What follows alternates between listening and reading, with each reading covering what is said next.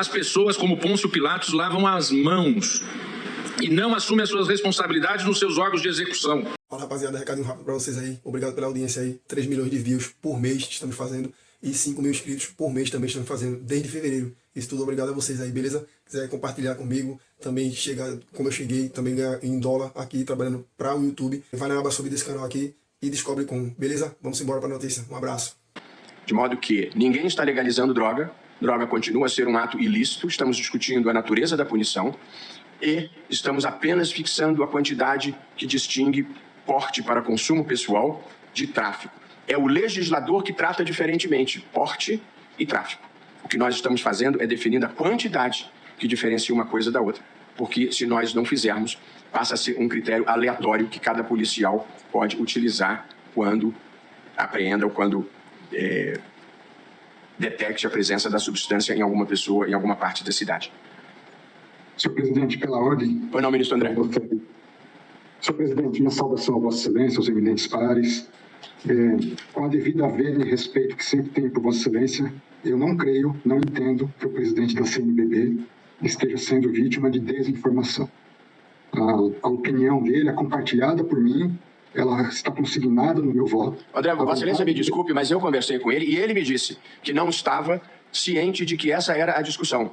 E, portanto, eu me comprometi com ele a prestar esse esclarecimento no início da sessão, porque ele me disse que não estava informado de que esta era a questão e ele se preocupou em me dizer que trabalhou em periferia e que droga é uma coisa que faz mal às pessoas e às comunidades. E eu disse a ele que todos nós aqui concordamos com isso, que todos nós aqui temos uma atitude contrária às drogas ilícitas e que nós não estamos decidindo legalização de drogas. O julgamento está em discussão se o porte deve ser tratado como ilícito administrativo ou como ilícito penal, reiterando que a única consequência prática, à luz do artigo 28, é a possibilidade ou não de a pena incluir prestação de serviços à comunidade. E a segunda questão é definir a quantidade, um debate entre 25 e 60 gramas. A única coisa que eu proporia, antes de me pronunciar especificamente sobre isso, ministro Alexandre, é que nós fixemos uma quantidade, exatamente para não persistir a discricionariedade. E aí podemos discutir 40, 50, o que a maioria, mas acho que tem que ser um número para não haver discricionariedade. Como ressaltou de forma inequívoca o ministro relator Gilmar Mendes, e agora, na abertura da sessão, Vossa Excelência, e aqui eu quero frisar, não há nenhum gesto do tribunal em direção à liberação de qualquer tipo de drogas ou entorpecentes. Nem mesmo nenhuma espécie de avanço indevido sobre as competências do Congresso Nacional. Não há. Não há. As questões vêm parar nessa corte porque os outros órgãos de deliberação da sociedade não funcionam e fracassam. Estávamos a conversar sobre a questão da importação do canabidiol para uso terapêutico, em que a Anvisa até hoje não teve a coragem de enfrentar adequadamente esse problema e dizer qual é o uso terapêutico permitido ou não permitido. Autoriza a importação, mas para qual uso terapêutico? Omissão do Estado, de uma agência reguladora importantíssima. E aí esses temas vêm parar no Supremo Tribunal Federal ou no Judiciário a partir da sua primeira instância até chegar aqui através do recurso extraordinário, como é o caso concreto que estamos a julgar, que é um recurso extraordinário. Então, aqui... Ministro Toffoli, em virtude dessa ausência de regulamentação da Anvisa, a sobrecarga do Poder Judiciário, no caso não o Supremo, mas liminares e liminares nos casos específicos, e às vezes uma liminar é concedida, outra não, em casos semelhantes por falta de regulamentação. As pessoas, como Pôncio Pilatos, lavam as mãos e não assumem as suas responsabilidades nos seus órgãos de execução. Porque não tem coragem. Gerir é ter coragem e competência e um pouco de sorte. Pois bem, gostaria de ressaltar 2 pontos. Eu estava a elogiar o voto de Vossa Excelência, mas como Vossa Excelência estava ocasionalmente ausente, não fiz com tanta eloquência. Então, agora, de corpo presente, posso fazê-lo. Pode repetir. Apesar de que elogio é prenúncio de divergência, né? A gente compreende. Quando elogio o advogado na tribuna, geralmente é porque vai... Cumprimento nosso querido Técio aqui presente, grande advogado. Pois bem, e que foi secretário nacional de drogas no governo José Sarney, sob o Ministério da Justiça de Fernando Lira, salvo engano.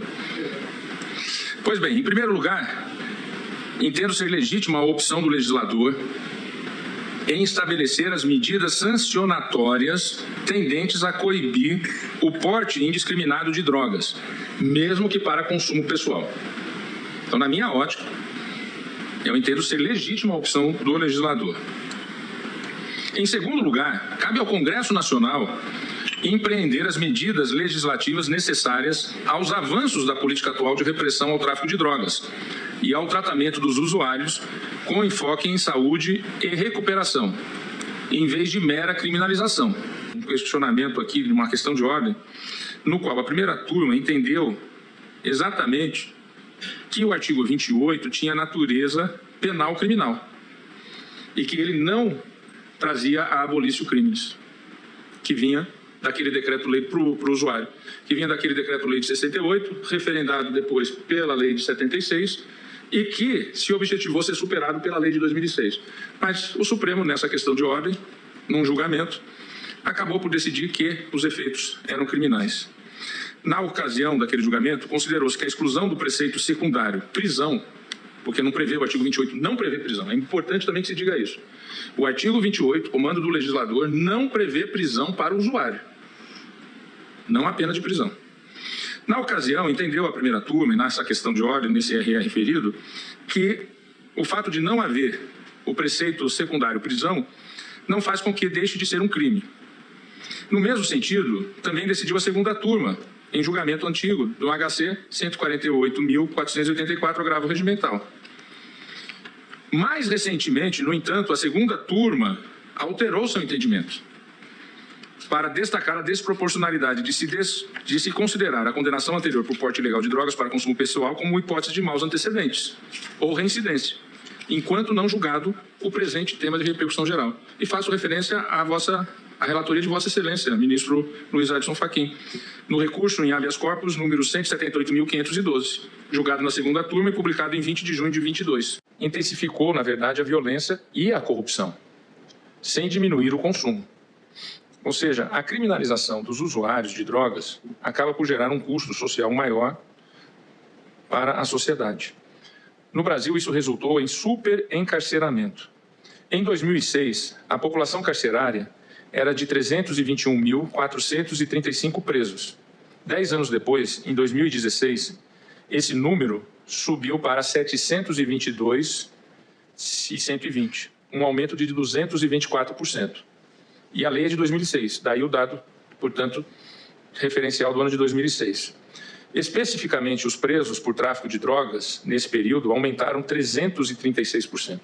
Ou seja, a média de aumento de encarceramento em relação a todos os delitos ilícitos cometidos foi de 224% entre 2006 e 2016.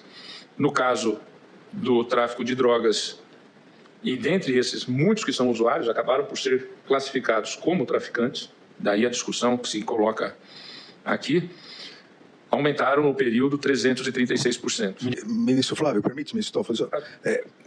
Essa questão desse período, ministro Flávio, é importante, mas nós temos que olhar também sobre um outro aspecto. A alteração da legislação e o aumento, só nos 2 primeiros anos da nova legislação e da reação, que eu me referi anteriormente, do que antes era uso, passou a ser tráfico, aumentou em 70% o número de presos. Então, Vossa Excelência tem razão quando diz que esse período iniciou e depois o apogeu da logística das facções. Só que as facções precisavam de recursos humanos, de trabalhadores. E nós, sociedade, ao criminalizarmos o uso como tráfico, nós demos de graça essa mão de obra para as facções. Isso ocorreu em São Paulo, isso ocorreu no Rio de Janeiro, isso ocorreu no Brasil todo, onde chegavam garotos de 18 a 27, 26 anos, principalmente negros, presos com pouca quantidade, obviamente, garotos sem nenhum antecedente de violência. Ao chegar no presídio, obviamente, o medo de sofrer sevícias, e aí as facções chegavam e diziam, nós garantimos a sua segurança, só que a partir de agora você é da facção. Esse foi o primeiro grande erro E um gigantesco erro que continua ano após ano é do combate à criminalidade. E o segundo, que não tem muita ligação com o assunto aqui, mas acaba tendo, foi quando decidiram transferir lideranças para presídios no Brasil todo. São Paulo já advertia que isso era um erro.